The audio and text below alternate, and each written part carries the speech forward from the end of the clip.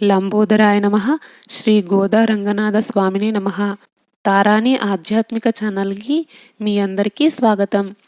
ఈరోజు తిరుప్పావై పాశురాలలో 19వ పాశురం గురించి అర్థం తెలుసుకుంటున్నాం. కుత్తు విలకిరియ కుట్టుకాల్ కట్టిన్మేల్ మెత్తైన శయనத்தின் மேலேறி கொத்தலர் பூங்குகள் நப்பின்னை கொங்கை மேல் வைத்துக்கிடந்த மலர் மார்பா வாயிர்த்தவாய் மைத்தடம் கண்ணினாய் நீ உண்முனாலனை எத்தனை போதும் துயிலில ஒட்டாய்கான் எத்தனை ஏலும் பிரிவாத்த கில்லையால் తత్తువమను తగవేలోరేంబవాయ్. నలుదెసల దీపములు వెలుగుచుండ దంత నిర్మితమైన ధవల మంచము పైన ఎత్తైన ఒత్తైన పట్టుపరుపు పైన శేషతల్పము పోలు శయ్య పైన నీలలోచన హృదయాన నిదురించు స్వామి నీల సుమకురులతో మునిగినావేమి పరవశమ్మున సోలి పలుకవాయేమి కల్కి కాటుక కంట బంధితువాయేమి ఒక్క క్షణము మాధవుని వదలవాయేమి సర్వజనులకు స్వామి అయిన వాణ్ణి కట్టి ఉంచుట నీకు తగదుగాని కరుణించి స్వామి కృప కలుగజేయవమ్మా. లక్ష్మీనారాయణులు కలిసి ఉన్నప్పుడు ఇద్దరిని స్తోత్రం చేయాలి.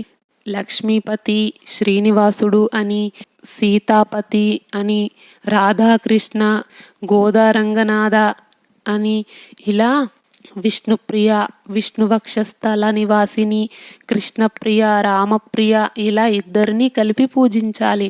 కృష్ణప్రియ అంటే అమ్మ సంతోషిస్తుంది, లక్ష్మీపతి అంటే ఆ స్వామి అనుగ్రహం కలుగుతుంది.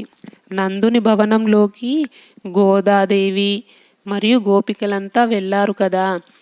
ఆ గదిలో గుత్త దీపములు వెలుగుచున్నవి.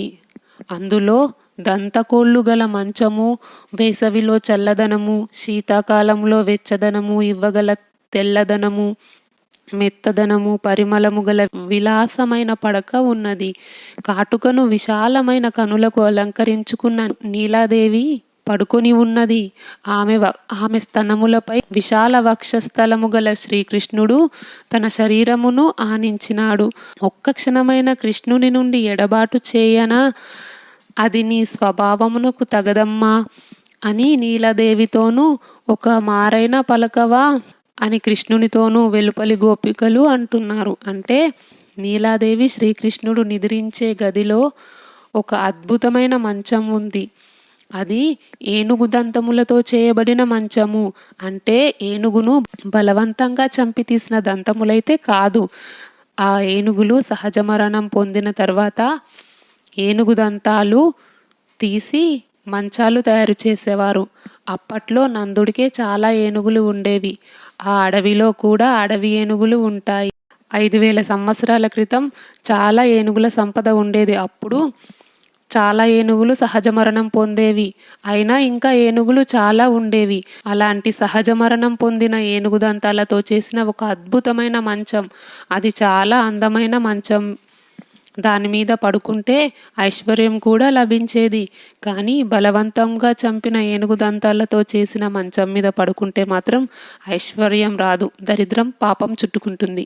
అమ్మ లక్ష్మీ స్వరూపిణి అయిన నీలాదేవి, స్వామివారు శ్రీకృష్ణమూర్తి ఇద్దరూ ఆ ఏనుగు దంతాలతో మరియు సుగంధపు చెక్కలతో చేసిన ఆ అందమైన మంచం మీద మెత్తని పట్టుపరుపులు వేసి వాటి మీద సువాసన వెదజల్లే పూలు చల్లిన మంచం మీద పడుకొని ఉన్నారు. వేసవి కాలంలో చల్లదనాన్ని, చలికాలంలో వెచ్చదనాన్ని ఇచ్చే ఒక ప్రత్యేకమైన గుణం కలిగిన పరుపు ఉంది. ఆ మంచం పొడవు వెడల్పు ఎక్కువగా సమానంగా ఉంది. ఆ మంచం చుట్టూతా గుత్తులుగా దీపాలు పెట్టారు. అంటే పూలు గుచ్చినట్టు గుత్తులుగా ఆ దీపాలు పెట్టారు. మరియు అవన్నీ మణి దీపాలు. అవి ఎప్పుడు వెలుగుతాయి, కొండెక్కవు. ఆ సువాసన వెదజల్లే మంచం మీద నీలాదేవి శ్రీకృష్ణుడు పడుకున్నారు. అప్పుడు నీలాదేవి కురులే సహజ సిద్ధంగా సువాసనతో ఉంటాయి. అలాంటి జడలో ఇంకా సువాసన వెదజల్లే పూలు గుత్తులుగా ఉన్నాయి. అలాంటి నీలాదేవి హృదయం మీద విశాల హృదయం కలిగిన శ్రీకృష్ణుడు ప్రేమగా పడుకొని ఉన్నాడు. అప్పుడు ఈ గోపికలంతా ఓ విశాల హృదయం కలిగిన కృష్ణ, ఇంకా మాతో మాట్లాడవా? నీ మీద భక్తితో నీవే దిక్కని, నీవే సర్వస్వమని ఈ చల్లని చలిలో నీకోసం వచ్చాము. నీ గుణగణాలన్నీ గానం చేస్తున్నాము. మీ ఇద్దరిని మేము వేరు చేయము కాక వేరు చేయము. శ్రీ లక్ష్మీ హృదయేశ్వర, నారాయణ, సీతాపతి, రాధేశ్వర, నీలా హృదయ నివాస, మీ ఇద్దరిని కలిపే మేము గానం చేస్తున్నాం. ఇంత చేసినా నోరారా మాట్లాడవేంటి కృష్ణ అని స్వామిని పిలిచి, అమ్మ కృష్ణప్రియ, నీలాదేవి, నీ కళ్ళు ఎంతో విశాలమైనవి. ఆ కన్నులకి అందంగా కాటుక దిద్దుకున్నావు. అలాంటి కన్నులతో మమ్మల్ని ఒక్కసారైనా చూడు తల్లి. నీవు చూడక, నీ స్వామి చూడక అలాగే ఉంటే మేము ఏమైపోవాలి అమ్మా అని గోపికలు ఎప్పుడైనా భగవంతునికి ప్రార్థించేటప్పుడు అతని శక్తితో కలిపి ప్రార్థిస్తే తొందరగా అనుగ్రహిస్తాడు అని అమ్మ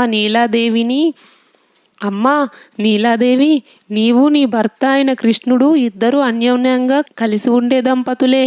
కానీ మీ అనుగ్రహం కోసం మేము వచ్చాము. ఇప్పుడు కూడా స్వామి నీ దగ్గరే ఉంటే మాకు ఎలా అనుగ్రహం కలుగుతుందమ్మా? మేము ఏమైపోవాలి? క్షణం కూడా వదలవా? సరే, మాకు అర్థమైంది. ఆయన ఎడబాటుని నీవు క్షణం కూడా భరించలేవు. మరి మేము ఏమైపోవాలి? ఇలా భర్తను కొంగున కట్టేసుకుంటే జగద్రక్షణ ఎవరు చేస్తారు? మా పరిస్థితి ఏంటి? ఇది నీకు తగదు తల్లి. కాబట్టి తొందరగా ఆయన్ని పంపించి మమ్మల్ని అనుగ్రహించు తల్లి అని మనకి గోదాదేవి గోపికలు నీలాదేవిని ఇలా వేడుకుంటున్నారు. ఇది 19వ పాశురం యొక్క అర్థము. వచ్చే వీడియోలో 20వ పాశురం యొక్క అర్థం తెలుసుకుందాం. ఈ వీడియో నచ్చితే లైక్ చేయండి, షేర్ చేయండి. తారాని ఆధ్యాత్మిక ఛానల్ని సబ్స్క్రైబ్ చేయండి. బెల్ ఐకాన్ గుర్తుపై క్లిక్ చేయండి. ఇంతవరకు ఈ వీడియో చూసినందుకు మీ అందరికీ ధన్యవాదాలు. కృష్ణార్పణం.